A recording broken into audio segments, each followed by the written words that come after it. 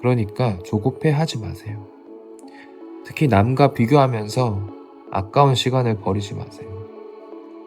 남의 말에 휘둘리지도 않고 나만의 원칙을 지키면서 묵묵히 시장을 믿고 걸어가는 거. 그 고통의 시간들이 모여서 언젠가는 우리를 가장 단단한 부자로 만들어줄 것입니다. 사람들은 누구나 다이어트를 성공하고 싶어 합니다. 또 누구나 경제적 자유를 원합니다. 하지만 대부분 작심삼일로 끝나고 대다수의 사람들은 평범한 자산 수준에 머뭅니다.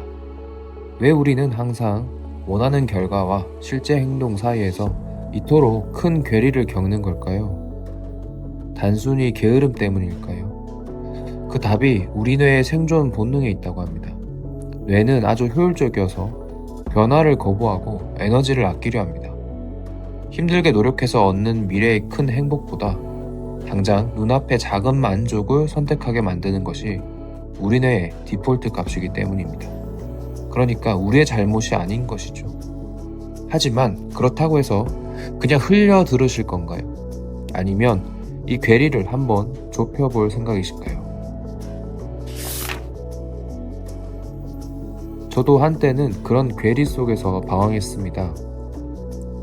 이 이미지는 2018년 미국 주식을 처음 입문했을 때쯤 하락장에 벌벌 떨면서 캡처해 놓은 것인데요. 지금하고는 섹터가 조금 다르고 그때 당시 팡 기업들이 눈에 띄네요. 제가 주식 투자를 시작했을 때 가장 처음 마주한 건 공포였습니다.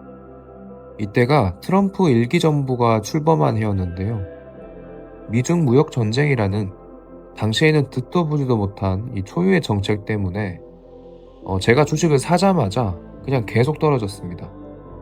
지금 보면 뭐 금방 회복했지만요. 그러다 2020년 코로나 때는요. 마치 세상이 멈추는 것 같았던 그 수직 낙하의 공포를 혹시 기억하시는 분 계실지 모르겠습니다. 그리고 2022년 끝없이 이어지는 금리 인상기, 매일 아침 계좌를 열어보는 게 두려웠습니다. 어느 날은 계좌를 열어보고 나서 그냥 헛웃음이 날 때가 있더라고요.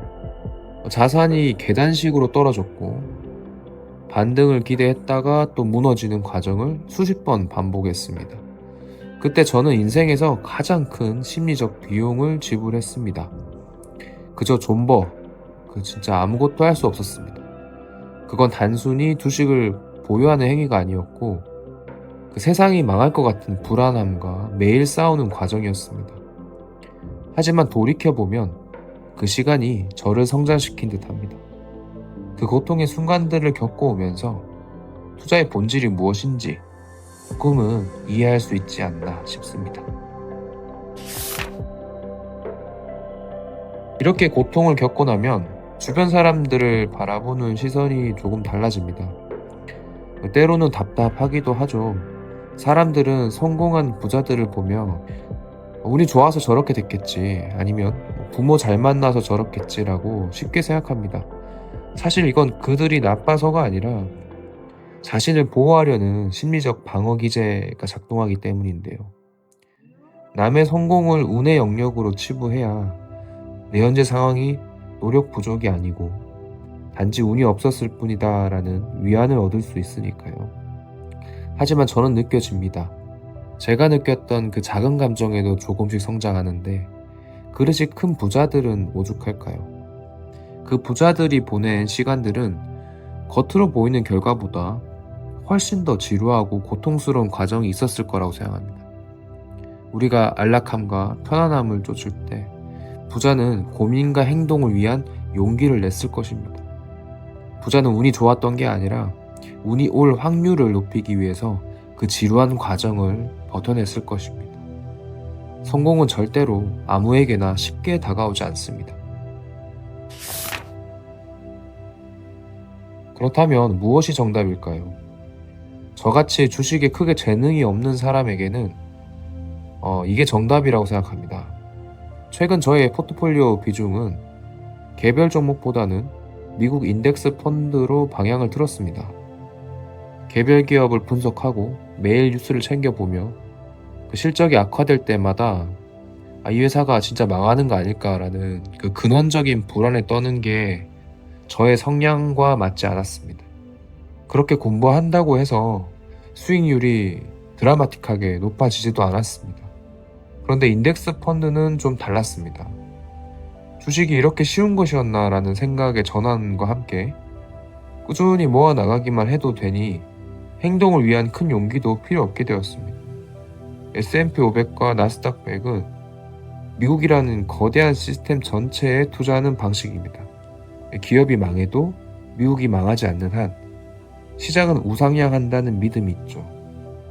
그리고 그 과정에서 겪는 하락장은 오히려 자산을 더 낮은 가격에 살 수 있는 기회라는 확신이 생깁니다. 저는 투자의 기술보다 중요한 것이 내 기질을 다스리는 시스템임을 깨달았다고 할까요? 인덱스 투자는 저에게 가장 합리적이고 평온한 길을 제시해주고 있습니다. 가끔 주변 지인들을 보면 조언을 해주고 싶어서 입이 근질거릴 때가 있습니다.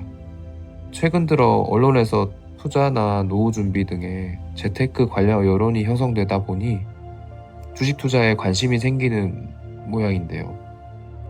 저는 도와주고 싶은 마음에 투자할 때 절대로 남의 말 듣지 마라. 그리고 단기 차익에 연연하지 마라. 또는 꾸준히 인덱스 ETF 모아가라. 이런 식으로 말합니다. 내가 얘기하는 게 아니라 워렌 버핏 같은 그 전설적인 분들이 늘상 하는 말이라고요. 하지만 그들은 제가 예전에 그랬던 것처럼 똑같은 실수를 반복합니다. 처음엔 그게 참 답답했습니다. 왜 내 말을 듣지 않을까? 왜 똑같은 수업료를 내고 있을까? 하지만 지금은 마음을 조금 내려놓았습니다. 그들의 시행착오 또한 스스로가 더 단단해지기 위해 반드시 치러야 할 수업료라는 생각이 들게 되었습니다.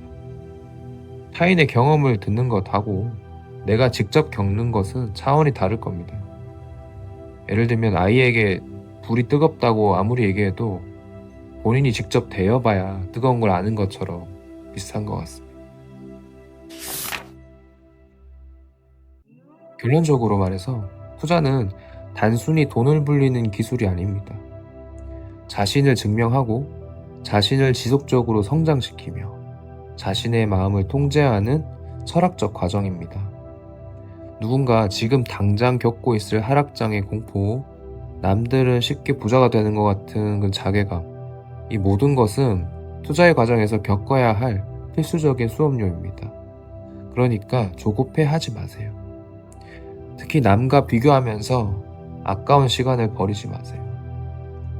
남의 말에 휘둘리지도 않고 나만의 원칙을 지키면서 묵묵히 시장을 믿고 걸어가는 거, 그 고통의 시간들이 모여서 언젠가는 우리를 가장 단단한 부자로 만들어줄 것입니다.